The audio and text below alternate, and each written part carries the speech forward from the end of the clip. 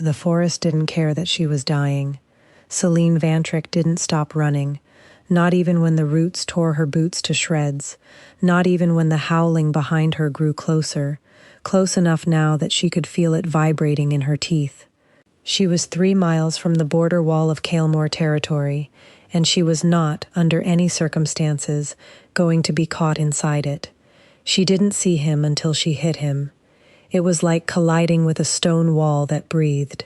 The impact knocked the air from her lungs and sent her sprawling backward into the mud, and when she looked up, gasping, the moon chose that exact moment to break through the clouds and illuminate the face of the single most dangerous man in the 6 territories. Alpha King Draven Ashwood went rigid, not with anger, with something else, something that made the air around him thicken, made the temperature of the clearing spike, made every hair on Selene's arms lift at once. His eyes, black a second ago, flooded gold. "Mine," he said. Just that. One word, low and wrecked, like it had been ripped out of him against his will. "Excuse me?" Selene scrambled backward on her palms. "I don't know what that means, and I don't care. Get out of my way." He didn't move. If anything, he came closer, crouching to her level with the terrifying focus of a predator who had just found something he had no intention of ever losing.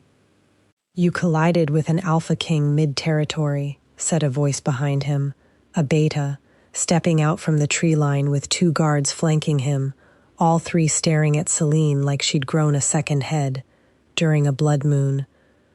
"Do you have any idea what you just did?" "I fell," Selene snapped. "I didn't do anything. You marked yourself," the beta said grimly, "as his." "I'm leaving," Selene said, and turned to run. She made it 4 steps before the chain hit her ankle. Chapter 1. 3 days before the collision, Selene Vantric was still just a healer. She'd earned that title the hard way, not through bloodline, not through pack rank, but through 11 years of grinding apprenticeship under Kalemore's border medics, memorizing herb lore and bone setting, and the delicate art of stitching a wolf shifter back together mid-shift, when most healers wouldn't go near the claws. She was good, better than good. The other healers called her for the cases they couldn't stomach, and she never once turned one away. What none of them knew, what she'd spent her entire life making sure no one knew, was that Selene couldn't shift at all. She was wolfless. Born into a pack of shifters with nothing inside her but silence where the wolf should be. In Kalemore territory, a wolfless woman was worth less than nothing. She was a liability, a broken link, the kind of secret that got a family quietly erased from pack records. Her mother had died making sure no one ever found out. Selene intended to keep it that way. She kept her head down, she healed the sick, patched the wounded, and never, ever attended a moon ceremony where a shift might be demanded of her. She'd heard of Alpha King Draven Ashwood, the way everyone had, in stories, in warnings, in the hush that fell over a room when his name came up. The Alpha King of the Ashwood court was said to be untouchable, unmated, and colder than the mountain that bore his family's name. He ruled 3 territories bordering her own. She had never seen him. She had no reason to, until the night the fever broke out.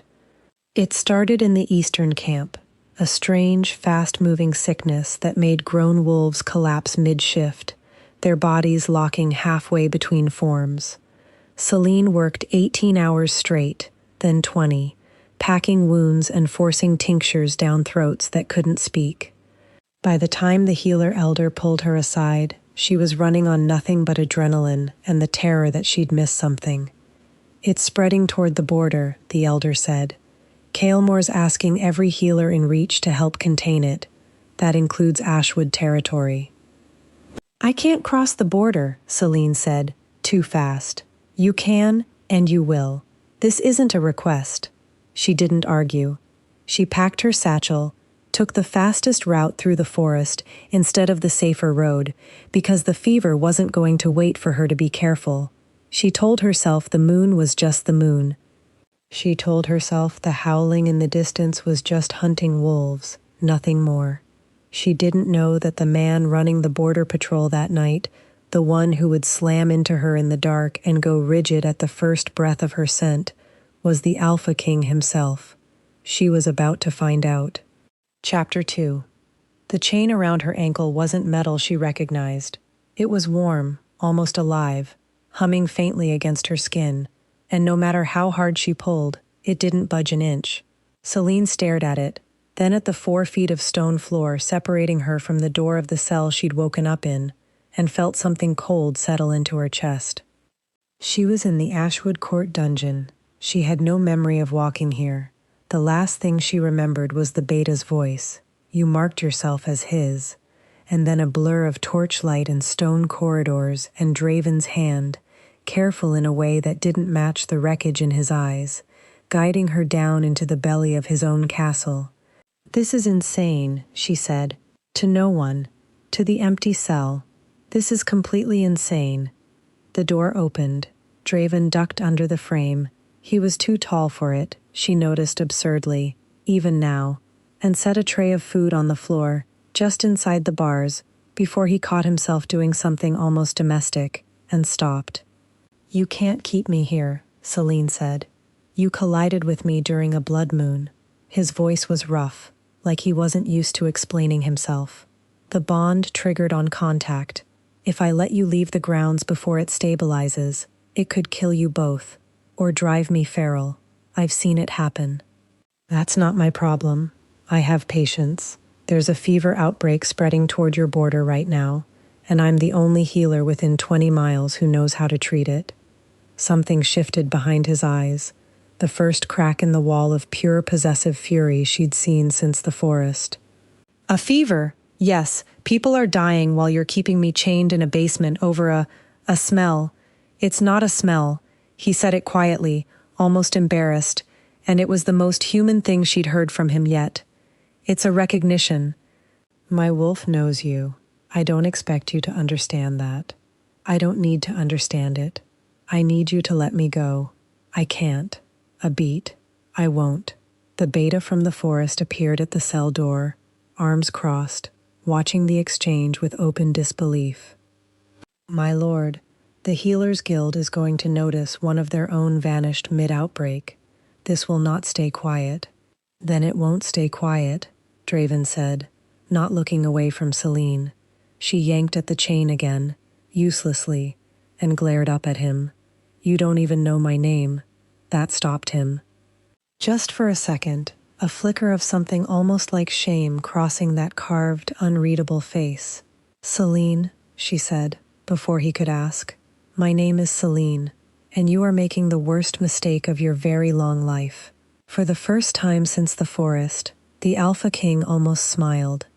Chapter 3. He came back the next morning, and the morning after that, always with the same tray of food, always lingering a few seconds longer than he needed to. Selene decided, on the 3rd day, that if she was going to be trapped, she would at least use the time. She started watching him the way she watched a wound before deciding how to treat it, for the things he wasn't saying out loud. He didn't sleep, she realized, or barely. His eyes carried the particular hollowness of someone running on willpower alone. And every time a guard passed the cell door too fast, his whole body angled between her and the corridor before he seemed to catch himself doing it. You're not sleeping, she said on the 4th morning. I sleep fine. You're lying to a healer. It's an insult to my profession. That almost smile again, quick and startled, like it surprised him as much as it surprised her. The bond doesn't let me rest while you're distressed. It's loud. I'm not distressed. I'm furious. There's a difference. Apparently not to my wolf. She filed that away. It was useful, dangerous even, to know that his control had a lever, and that lever was her.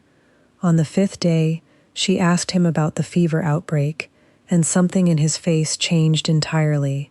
He told her, reluctantly, that 3 border villages had gone silent overnight, that his scouts weren't reporting back. that it didn't look like an ordinary sickness anymore. It looked engineered. Engineered by who? She asked. I don't know yet. A pause. But someone timed it well. Chaos on the border.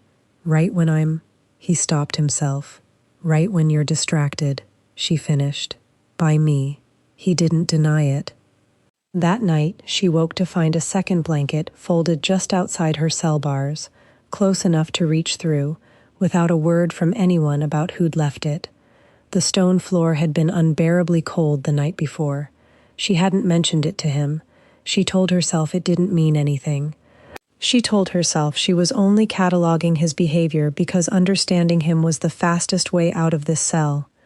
But when the guard changed, and a young beta named Corin came to check on her, the woman's eyes flicked from the folded blanket to Selene's face with an expression Selene couldn't quite place. Something between pity and disbelief. He hasn't left a blanket for anyone in 11 years, Corin said quietly, then looked immediately like she regretted saying it at all. Selene stared at the blanket for a long time after Corin left. What is he hiding, she thought, and why do I want to know so badly? Chapter 4. On the 7th day, Draven didn't bring a guard with him. He unlocked the cell himself, which he'd never done, and gestured toward the small wooden table and 2 chairs someone had set up just outside the bars, as if the dungeon had quietly, without her noticing, stopped being only a dungeon. You're not chained to the wall anymore, he said, nodding at her ankle. Just to the grounds. You can move freely inside the castle. How generous, Selene said, but she took the offered chair anyway. They sat across from each other in silence for a moment. Up close, without the cell bars between them, she could see the exhaustion carved into his face more clearly, and something else, something careful, like he was bracing for her to say something that would hurt him. Ask me, he said finally. Ask you what? Whatever it is you've been chewing on for a week. I can feel you doing it. Selene set her jaw. Fine. 11 years. Corin said you haven't left a blanket for anyone in 11 years. What happened 11 years ago? Something in him went very still. My sister, he said, after a long moment. She was taken during a border raid. I was supposed to be guarding that crossing. I wasn't there. I was in a war council meeting 3 miles away, doing my duty as Alpha, instead of my duty as her brother. By the time I found her, it was too late to matter. Draven. I built the border wards myself after that. I stopped trusting anyone else with a perimeter. I stopped. He exhaled, sharp. I stopped letting myself want things. Because wanting things is how you end up 3 miles away when it matters. Selene sat with that, feeling something in her chest crack open despite every instinct telling her not to let it. That's why you won't let me leave, she said slowly. It's not just the bond. No, his eyes met hers, unguarded for the first time since the forest. It's not just the bond. The air between them went taut, charged, dangerous in a way that had nothing to do with dungeons or chains. She saw him lean forward, fractionally, like something in him was fighting a war it was about to lose. Then a horn sounded from the courtyard, 3 sharp blasts, and every muscle in Draven's body locked into place. That's the attack signal, he said, already rising, already becoming the Alpha King again instead of the man across the table. Stay here, Selene. Stay here. He was gone before she could argue, and the silence he left behind was worse than any chain. Chapter 5.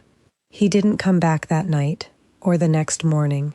Selene paced the length of her unlocked cell until Corin finally relented and let her into the healer's wing, where the wounded from the attack were being carried in faster than anyone could stitch them. She didn't ask permission twice. She rolled up her sleeves and got to work, because whatever else was true, she was still a healer, and people were bleeding. It was while treating a young guard's shoulder wound that she noticed it, a strange residue on the blade that had cut him, pale green and faintly metallic smelling. Not standard steel, not standard poison either. Where did the attackers come from? She asked. East Ridge, the guard grunted. Same direction as the fever outbreak. Selene went still. She'd seen this residue before, 3 years ago, in a healer's textbook on banned wartime toxins, the kind outlawed after the Second Territory War because it mimicked natural illness closely enough to avoid detection. The fever wasn't a fever. It was a weapon, and someone was using it to soften Ashwood's border before a full assault. She found Draven in the war room hours later, hollow-eyed, listening to his commanders argue in circles. She didn't wait to be invited in. "It's not a disease," she said, cutting through the noise. "It's a compound. Someone is poisoning your border villages to draw your forces thin before they attack. I can prove it." Every head in the room turned. Draven's exhaustion cracked, just slightly, into something sharper. Attention, focus, and underneath it, an unmistakable flicker of relief that she was standing in front of him unharmed. "Show me," he said. She laid out the evidence. The residue, the pattern of outbreak locations mapping suspiciously close to old smuggling routes. The timing that lined up exactly with the night she'd been dragged across the border. His beta, Corin's father, went pale. "My lord," he said carefully, "those smuggling routes were only known to the border command, and to—" He stopped himself. "Say it," Draven said. "To your second, my lord, Lord Renwick." The room went silent. Draven's oldest friend, the man who'd stood beside him at his father's funeral. The man he trusted with the border ward Selene now realized had been left conveniently unguarded the night she was chased through that forest. Draven's face didn't change, but something behind his eyes did. A door closing on 11 years of misplaced loyalty. "Find him," he said quietly. Quietly. Tonight. Selene watched him war with himself, torn between the crisis unfolding and the urge to pull her out of the room, away from all of it, somewhere safe. She'd never wanted to close that distance more. Chapter 6. They found Renwick before dawn, holed up in a hunting lodge 2 miles past the eastern ridge, and what he confessed under questioning broke something Selene hadn't expected to be broken. He hadn't acted alone. He'd been feeding information to a coalition of northern packs who believed Ashwood territory was growing soft under Draven's rule. And as proof of that softness, he'd offered them something specific. The Alpha King had chained a wolfless woman in his own dungeon and called it a mating bond. Wolfless. The word landed in the war room like a blade, and Selene felt every drop of blood leave her face. She hadn't told him. She hadn't told anyone in Ashwood territory. But Renwick had clearly done his research, had clearly known exactly what he was holding when he said it out loud, in front of 6 commanders and a room full of witnesses. "She's not shifted once," Renwick said, sneering despite the guards restraining him. "Not during the blood moon. Not since. Ask her yourself, my lord. Ask what you've actually claimed." The silence that followed was the worst thing Selene had ever heard. She looked at Draven, waited for him to deny it, to defend her, to say something, anything. Instead, for one terrible half-second, she watched something flicker across his face that looked unmistakably like shock. He hadn't known. "Draven," she started, "is it true?" His voice was low, careful, but she heard the crack underneath it. "Yes," she said, "I'm wolfless. I have been my entire life. I didn't tell you because it isn't your business, and because in my territory it gets women like me erased. I was going to tell you when I trusted you enough to survive it. You let me claim you in front of my entire court without telling me what that meant. I didn't ask you to claim me. You did that on your own, in a forest, over a smell." Her voice shook now, anger and hurt tangled together. "I have spent my whole life hiding this, so I could keep breathing, and you're standing there looking at me, like I lied to get something from you. That's not—" "You hesitated." She said it quietly, and it landed harder than shouting would have. "Just now, you hesitated before you looked at me." He didn't have an answer for that, because they both knew it was true. Selene turned and walked toward the door. This time, no chain stopped her. Draven had ordered it removed the night of the attack, and he didn't call the guards now either. Selene, let me go, Draven. She didn't turn around. You're good at that eventually. Just do it now, before it destroys us both. He let her go. She walked out of the Ashwood Court gates before sunrise, and no one stopped her, and it was the loneliest kind of right she had ever been. Chapter 7. Selene made it 11 miles before her body gave out. She told herself it was exhaustion, the fever outbreak, the sleepless week in a dungeon, anything but the truth, which was that some invisible thread connecting her to Draven had gone taut, and then, impossibly, painful, the moment she crossed back into her own territory. She collapsed at the edge of a healer's outpost and woke 2 days later in a cot, weaker than she'd ever felt in her life, with an old healer named Mira watching her with knowing eyes. Bond sickness, Mira said, before Selene could ask. I've only seen it once before, in my grandmother's time. When a mating bond forms and then gets severed too soon, both parties suffer for it. You're lucky you didn't die on the road. I'm not bonded to anyone, Selene said. Mira only raised an eyebrow and changed the subject. Meanwhile, though Selene wouldn't learn this until later, Ashwood Court had come under full assault. The Northern Coalition Renwick had been feeding didn't wait for their spy's arrest to change their plans. They struck the border wards that very night, the same wards Renwick had left undefended, and this time they brought numbers. Draven fought at the front line for 2 days straight, his commanders said afterward, with something reckless in him that hadn't been there before, like a man who'd already lost the thing he was fighting to protect and had nothing left to be careful with. He took a wound that should have killed him and didn't stop moving. When his beta finally dragged him back from the field, he didn't ask about the battle. He asked if anyone had heard from Selene. She learned this from Corin, who arrived at the healer's outpost 3 days later, travel-worn and grim, carrying a letter Draven had written, and then, evidently, never sent.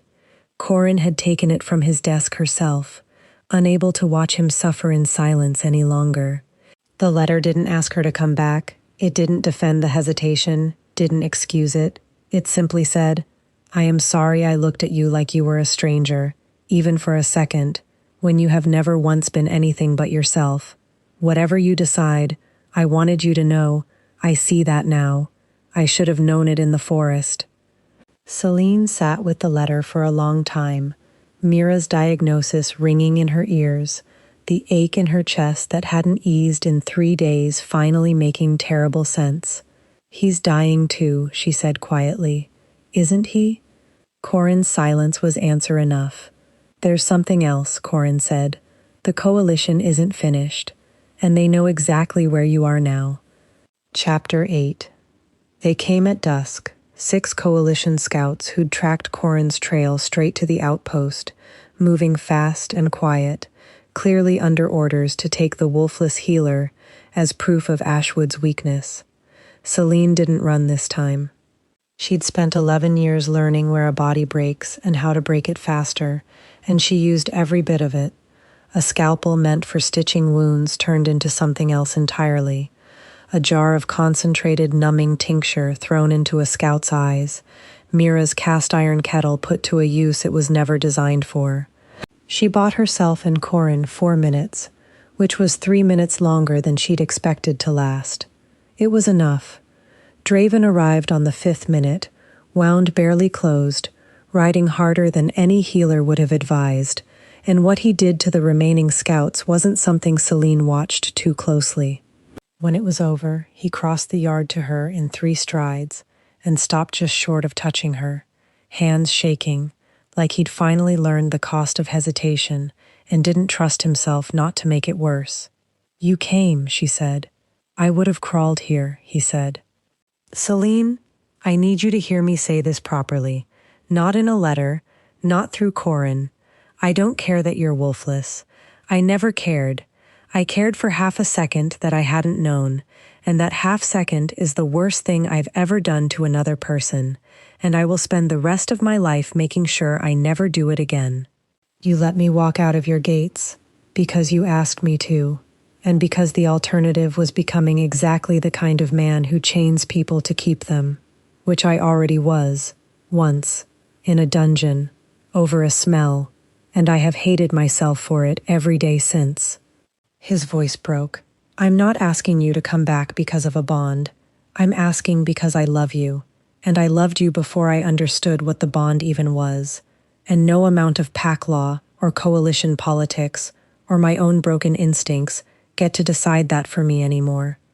Selene felt the ache in her chest finally ease, like something long held snapping gently back into place. Renwick's coalition isn't finished, she said.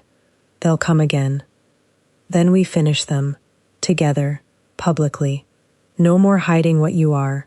No more hiding what you are to me.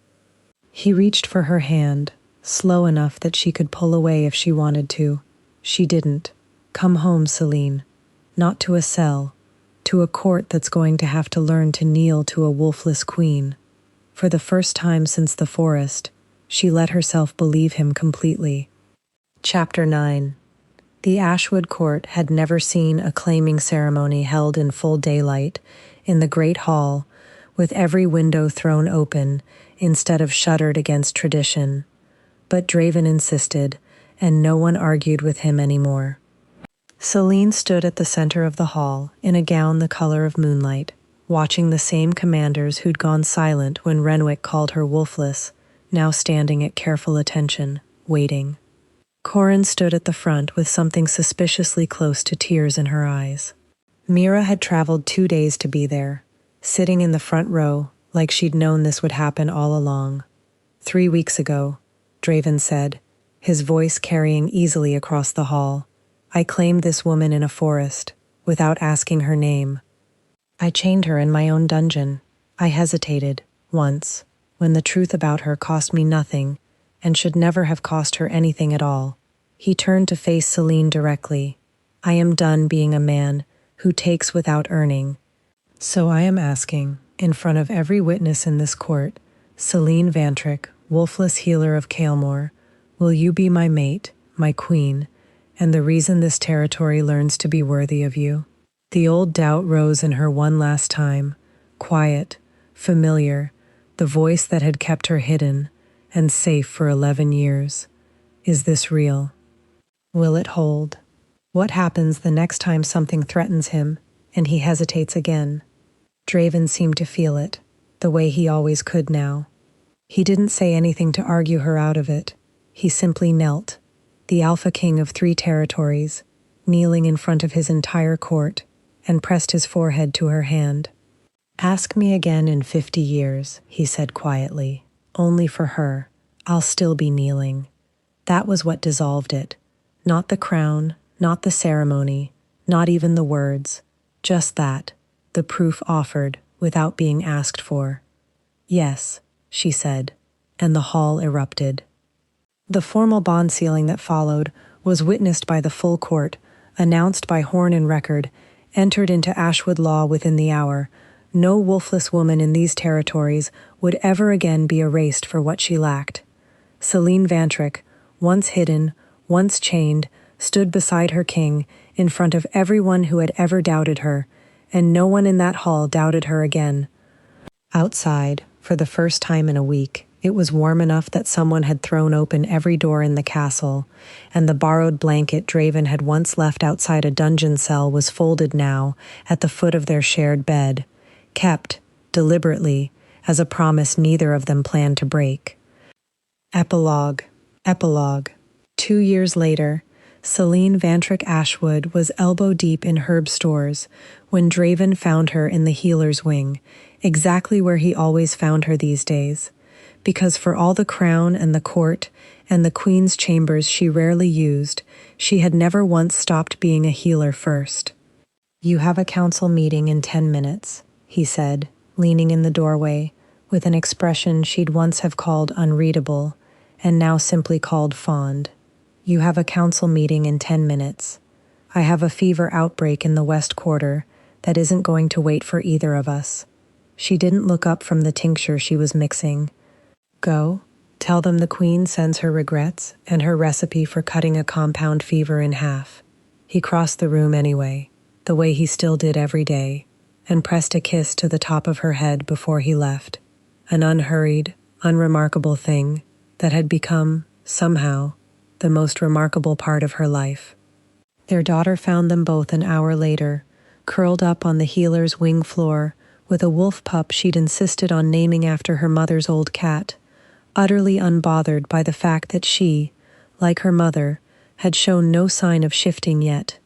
In Ashwood territory now, that meant nothing at all.